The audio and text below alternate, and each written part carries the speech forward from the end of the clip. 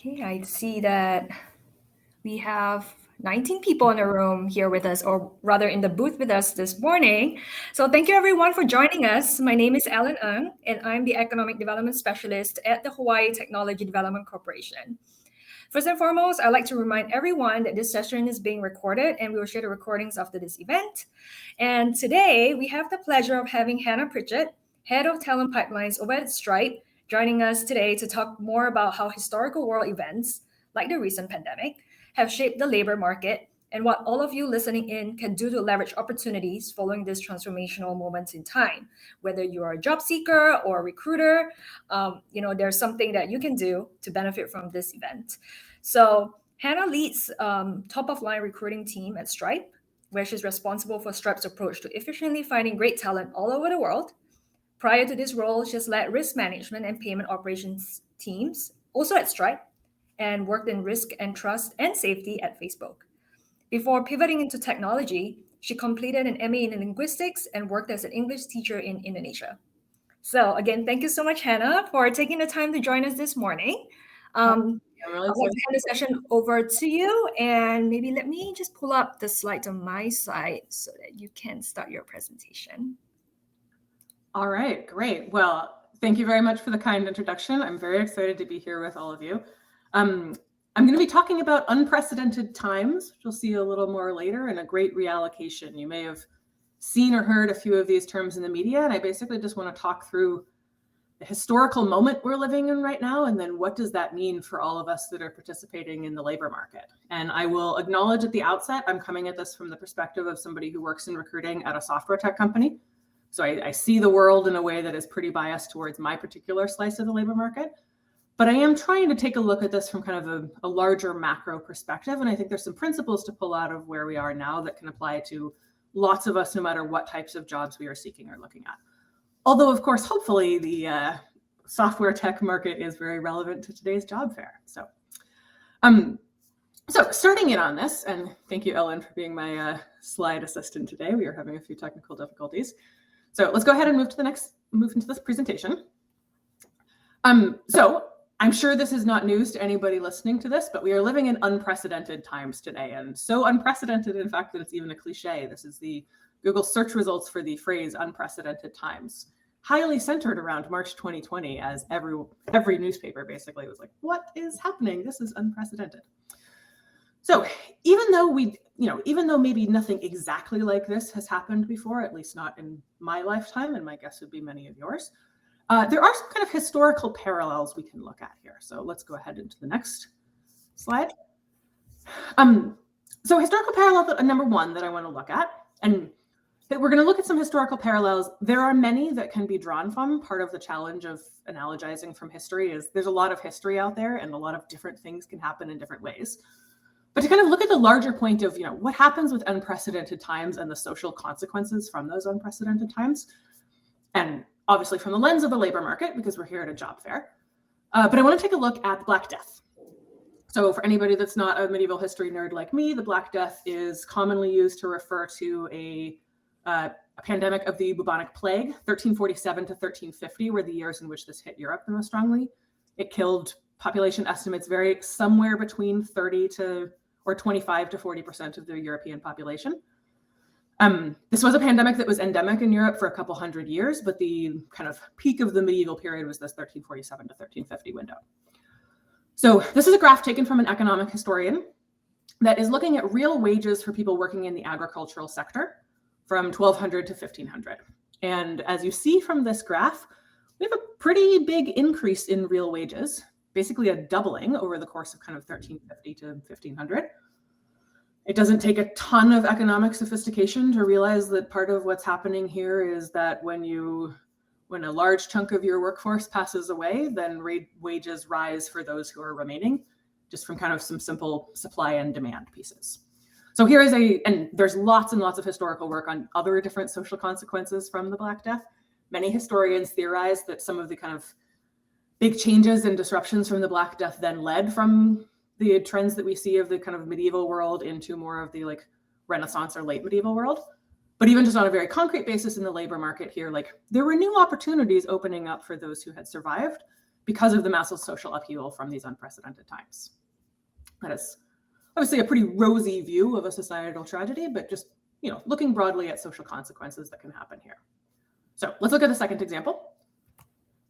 Pandemics are not the only unprecedented times, so we're going to look at a non-pandemic example. On the left here is an actual brochure published by the United States War Department in the 1940s in the course of World War II.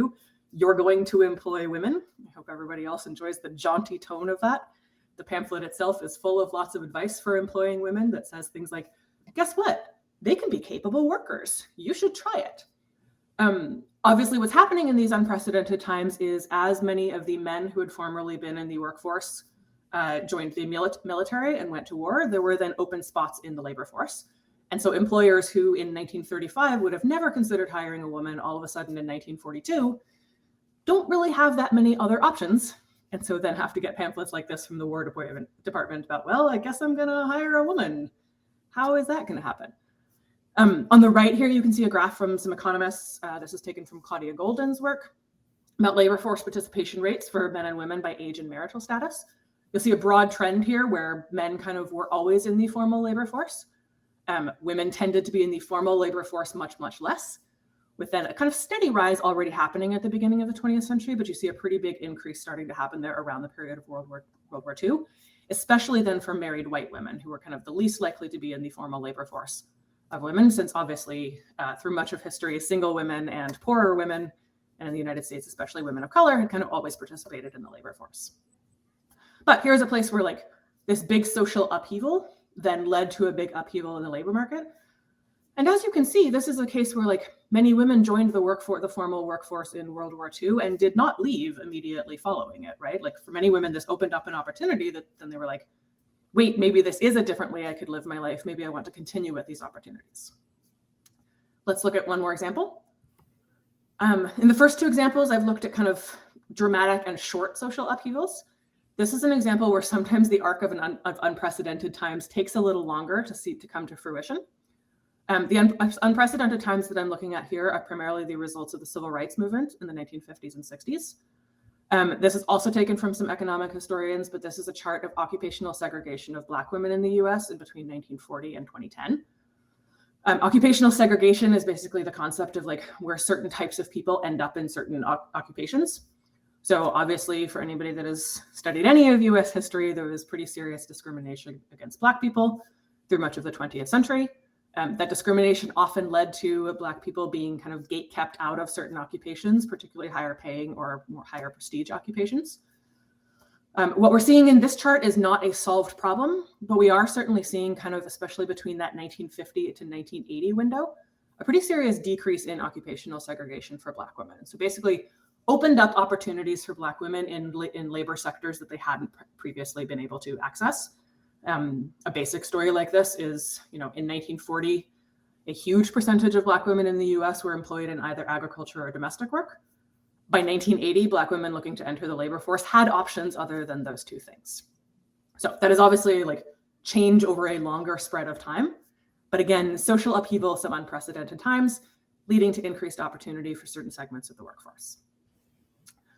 So looking at those three historical examples, let's go to the next piece. They're all interesting historical examples. If you're a history nerd like me, welcome, fun things to think about. If we're then applying it to the unprecedented times that we are in, I think it's easy to ask the question like, okay, why should we care? And like, first of all, will these things come through with our unprecedented times? But like, if they do, like, what does that mean for me? What does that mean for the economy? What does that mean for the way we think about work and the labor force? And a kind of larger thread from all these three examples is because of these social upheavals, groups that did not formerly have access to certain parts of the labor market gained access, whether that was kind of a supply and demand in agricultural labor or less occupational segregation for Black women, or women, and in particular married white women, entering the workforce and realizing that gave them some options and freedom and like enjoying it and staying. This chart is taken from another economics paper looking at, in particular, the growth of US GDP from 1960 to 2010. And trying to tease out, where you can see the blue line, that is the overall growth. What they were trying to tease out is how much, like, what were the factors driving that overall growth? In this particular paper, one of their conclusions was that a major factor driving that overall approach was better talent allocation in the US labor force.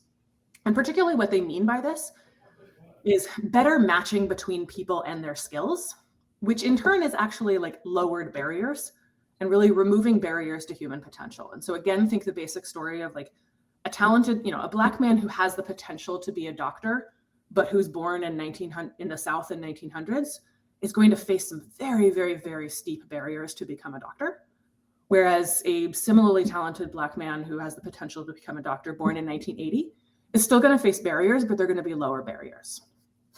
And in this paper, at least, what they found is that at least 20% of the growth of the US GDP between 1960 and 2010 could be attributed to just removing barriers to human potential and allowing talented people from all places and from all groups, and no matter where their background, to access the fields of study and to access the fields of occupation that were the best fit for their skills. So to me, there's a very clear and honestly really inspiring message in here, which is when we can remove barriers to human potential and when we can allow people to do what they are really best at doing and to find the occupations that are a fit for their unique skills and capabilities, we can all benefit from that. Like the growth in GDP can really be a rising tide lifting all boats. And I'd like to see those barriers lowered for that individual who can then succeed in a different way than they could have before.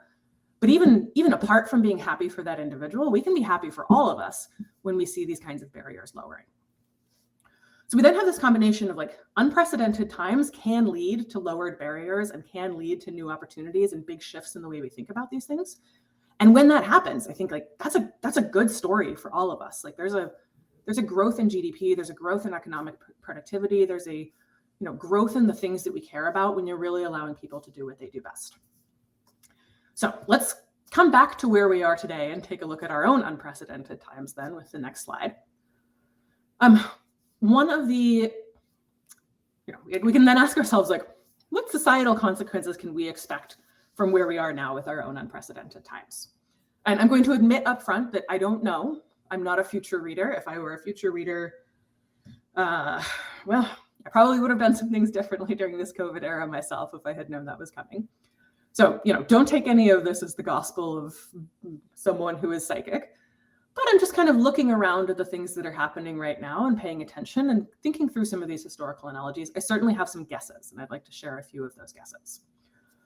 So first of all, and relevant to this job fair and to people at kind of both employers, recruiters, job seekers attending here today, one thing that is highly relevant to our unprecedented times at the moment is what's happening on the job market. And I'll put it the way Fortune magazine is putting it here, which is the job market is on fire. So you may have heard the term Great Resignation in the media. The quit rate is much, much higher than we have seen historically. And that's that kind of blue line here. It's the rate of people on a monthly basis who are quitting their jobs. This was initially called a Great Resignation because some of the people looking at the stats thought that it was people just dropping out of the formal workforce entirely. What we're seeing instead, and I think is far closer to something more like a great reallocation. We are seeing people choose different parts of the workforce. And for the most part, we are seeing people quit jobs that they didn't like or that the last few years have kind of really put in perspective for them and go out there and look at better jobs. So you see here, we kind of have a combination of a relatively low unemployment rate with a relatively high quit rate. Basically adds up to we have an extremely high turnover rate in the labor market right now, which either if you're an employer or if you're an employee means opportunity, right? A high turnover rate means there are lots of job vacancies right now. And so if you are an employee thinking about what do you really want out of life, now is a great time to think about making a move and to really dig into those values. I'll talk about this more in a minute. And if you're an employer seeking to gain talent, great, there's some really interesting opportunities that you have ahead because talent on the market, people on the market right now and talent on the market are willing to look and willing to consider changes. So let's dig in and look at a little bit more of what this might be like with our next slide. Again, I am not a future reader, so we don't know everything about what the future job market is going to look like, but I do have one big relevant guess, which is the future of the work from where I'm standing right now looks flexible. And for many people in many fields, the past of work has been one in which where you work determines where you live, both in terms of the actual location, the state, the city, et cetera, but often trying to live within a commutable distance of your job, kind of thinking through the lifestyle of commuting and how are you going to get to work every day being a highly relevant question for many people and where they live. That it is not true for all sectors, but for many sectors, including obviously many parts of technology and kind of knowledge work sectors, it's not looking to me like the future is going to be one that is dictated entirely by office locations. This is a survey taken from the think tank called the Future Forum. They were founded by Slack a year or two ago. And they do a regular pulse survey on kind of how are knowledge workers feeling, kind of knowledge workers, professional services, tech feeling about various aspects of work. And this is a really interesting survey on percentage of employees who want flexibility where they work. And you don't have to go too far into many of the details to see that this is a pretty high percentage of employees wanting flexibility on where they work. Particularly in fact and then there's even some skews among different groups, of course, where like Asian employees were most likely to say that they wanted flexibility, women most likely to say they want flexibility. But even the groups that are the least likely here, that's still a pretty solid majority of that group answering that they wanted flexibility in where they work. So let's go on to the next piece. So I want to talk a little bit then about, okay, if we're looking at these trends and we're thinking about our own unprecedented times and like, how can we be opening up opportunity and what might they look like? Let's talk a little bit about what that means for employers. So I have kind of 4 principles here that if I were an employer, and I am working in recruiting for an employer right now, and these are many of the principles that I've embraced in my role, and I think Stripe is embracing pretty heavily as we go out and recruit on the labor market right now. But 4 principles to think about. 1 is embrace it, don't avoid it. 2 is listen to employees. 3, maintain humility and flexibility. And then 4, manage and not just by walking around. So I'll talk a little bit more about what I mean by each of those. Let's start with embrace it, don't avoid it on the next slide. It can be very tempting as an employer. You know, you've built an office in a certain place, and you've been running your business, and you've been thinking about your talent in a certain way for a long time. In the case of most employers, these unprecedented times bring changes. They bring changes rapidly. That can be very anxiety-inducing, especially when like we don't really know exactly what the employer is going to bring, what the future is going to bring. I've personally seen trends of many employers who I think are digging in their heels a little bit and like sticking with the old world and insisting that like in this old world, you know, this is the way it worked. I had an office. You had to come into this office. We can't possibly work remotely. We'll talk a little bit more about, I think there's many reasons that's a bad idea, and we can talk a little bit more about it in the next few slides. But I think really, you know, a correct mindset for an employer on this is obviously where the needs of the business can accommodate remote work. There are plenty of manufacturers where like that job needs to be done in person. But where the needs of the business can incorporate remote work, I think there's a really exciting opportunity for employers and how they think about talent here and embracing this new world and embracing that, you know, you can go out and find and hire the best talent anywhere in the world, anywhere in the United States, you know, depending on what your kind of hiring rules are, if you're willing to look and if you're willing to put in that extra effort and like build a remote friendly environment. And to the same point to some of our historical examples, again, like better talent allocation and better matching between people and the skills they have and the places they want to work, like benefits the business that the people are working for. Like you can really go find amazing talent anywhere now. It also benefits all of us. And so I think this is a chance where we should all get really excited about this new world where you can hire great people no matter where they are. I also think, by the way, like Hawaii is very well positioned to succeed in a new world like this as a place where like a lot of people love and a lot of people want to live.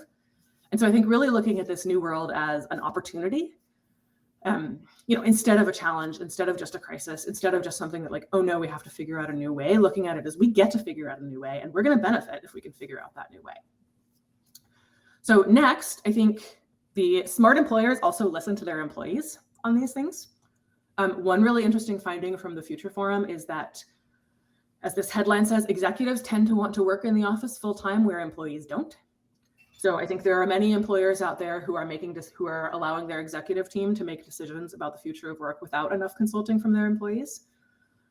I think this is another one where like, that's just a mistake. Executives feel differently about the office than non-executive employees do. And like non-executive employees are pretty critical to the business. Like they are the talent that is running the day-to-day engine. Stripe, my employer on this, has done a monthly survey of our employees that has asked a number of questions about our experiences through COVID and the way we're feeling about the company, but has kind of continuously kept a pulse on, do employees want to come back from the office? One thing we found of that is that there's a split. Some employees do. They don't have comfortable home working environments. They liked the kind of office socialization. Their commutes weren't too long. Many other employees would rather remain remote, and either they moved away during COVID or they just like working remotely and avoiding the commute and having that kind of flexibility. So Stripe, my company, has adopted a hybrid approach for the future where we will be reopening our offices and allowing those that want to go into offices to go in. But for 2022, at least, what we've said is that even if you are within commuting distance of an office, you are no longer required to go into that office. And we're really embracing this kind of remote and hybrid future because we've been listening to our employees. So next, I think there is a piece here of just maintaining humility and flexibility. It's really easy this far into the pandemic to start thinking about it as if it's over. I think there's sometimes a narrative out there of like, let's move past it. But a virus doesn't respond to narratives or care what our narratives are. This is the case right through January. I'm sure everybody's experiencing some of the disruptions from this Omicron surge. As much as we may want it to be over, the pandemic is not over yet, and we're not all the way through these unprecedented times, which means I think it's also really key to just maintain humility and flexibility about where we are. This is another thing, if I'm calling out specifics, that Stripe, my employer, has changed our approach several times. In late 2020, we thought we were going to be opening more of our offices in 2021. Turns out COVID wasn't over with us. So we have been remote for longer than we originally thought at the beginning. And then again, just kind of this notion of embracing the hybrid world. And we're explicitly calling 2022 an experimental year, and just saying, like, we're going to continue to listen to employees. We're going to continue to maintain humility. We don't know enough yet about how all this is going to play out to make permanent decisions. So here's how we're going to go forward in this environment where we still don't have permanence.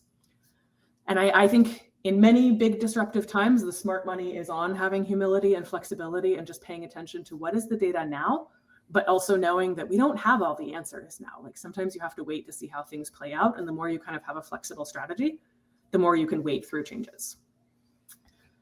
Lastly, then, I think for the employers that choose to kind of embrace this, maintain the humility and flexibility, listen to their employers, and really get remote work going, running a company remotely and running a team remotely is different than running one in person. I think there are many places that in the past tended to rely on success metrics like, is my team present in the office? Or like, I walked around and talked to people and that's how I managed. Our remote world kind of destroys those management techniques, which honestly, like, many of those weren't great management techniques anyway, right? Like, is somebody sitting at their desk in the office is not actually a measurement of their productivity or a measurement of like what they're actually contributing to the team and to the business. So I think one of the challenges here is like, this does challenge employers and leaders across companies and managers of teams to make sure that their management playbook includes remote practices. So whether that's being able to run a meeting that has people in it remotely as well as in person, probably investing more in written communication. You're not going to be bumping into people in the hallway and that's how you share information. You should really make sure that you have consistent practices for sharing information. And again, making sure that you are sharing it openly, since people will have fewer of these like water cooler hallway chats.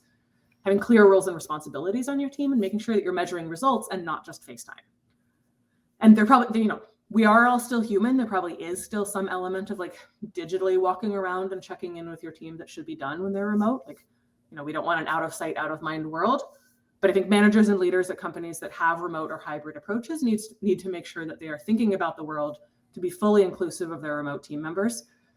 And again, opening up the opportunity for those remote team members, not just to get the job, but to really thrive in the job and excel in that job. And if you remember that talent allocation chart, like, a reallocation that puts people in the jobs they're going to be amazing at is a rising tide that lifts all boats and is good for all of us. So that's talking about the employer piece of the world. Then there's the employee piece of the world. Like, okay, so we're all participants in a hot labor market right now. Like, if you are looking for a new job, if you're thinking about your job, like, what does this mean for us as employees? I could talk about this all day. I'm in recruiting. I do talk about this all day. But I'd like to boil this one down just to 3 quick principles. So 1 is elevate your ambitions and the skills that should come with those. 2, network, but let's do so authentically. And then 3, let's just not forget our values. So going into those a little bit more on the next slide.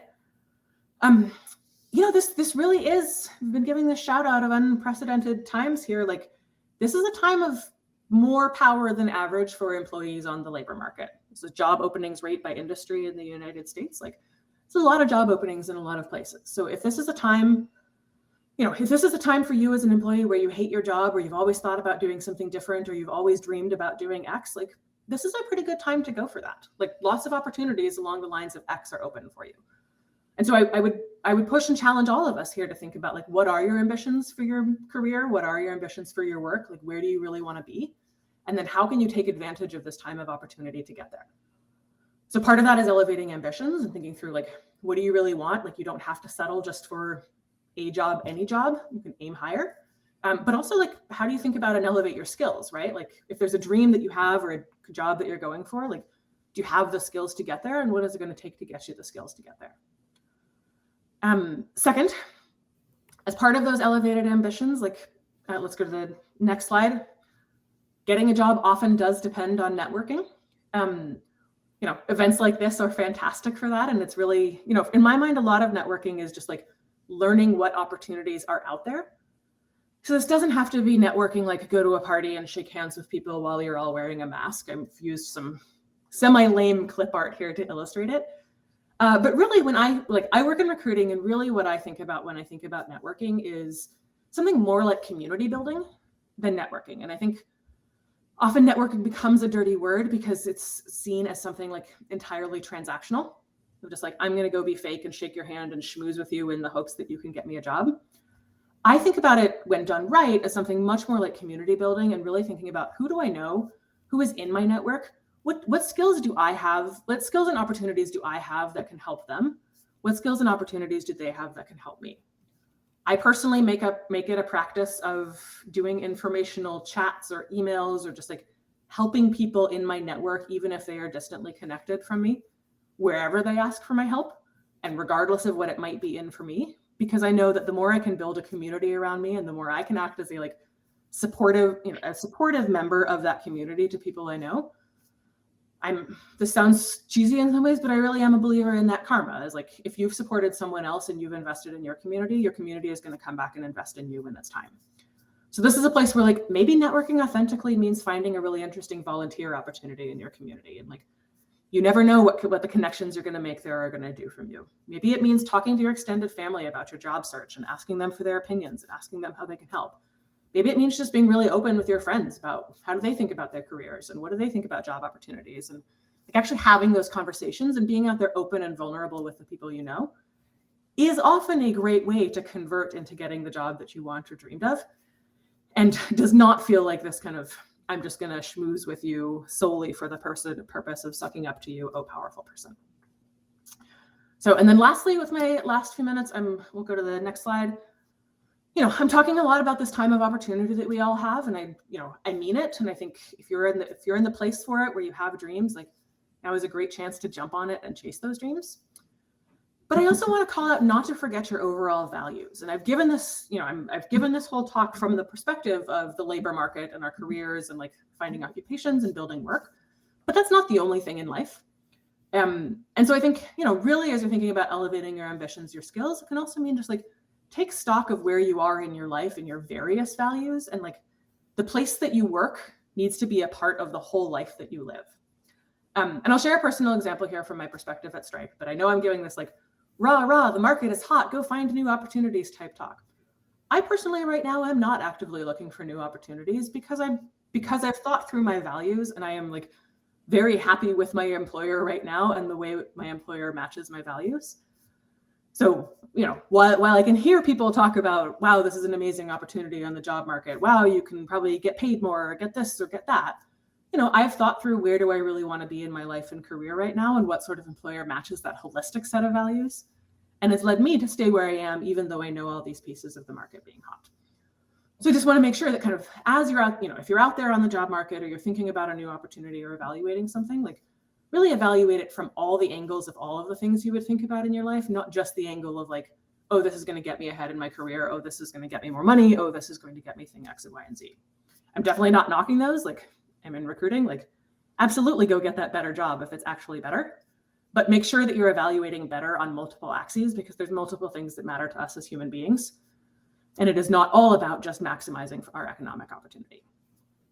So that's what I have to say about these unprecedented times. I wish everybody here at this job fair amazing luck in finding employees, finding employers, in really finding the types of careers and the types of occupations that match what you want in your life right now, and that can match for the opportunities that we all have on the table for us in these unprecedented times. There's lots more recommended reading and resources here about whether these historical examples or simply just thinking about the future of work and where we're going. I highly recommend that first one in particular, the futureforum.com. Lots of really interesting data in there. And then lots of tools to navigate the great reshuffle and ways to think about building your own skills and building your own careers, as well as just thinking about the set of your values and the way you want to live your life. Thank you very much. Now we're just on to other slides.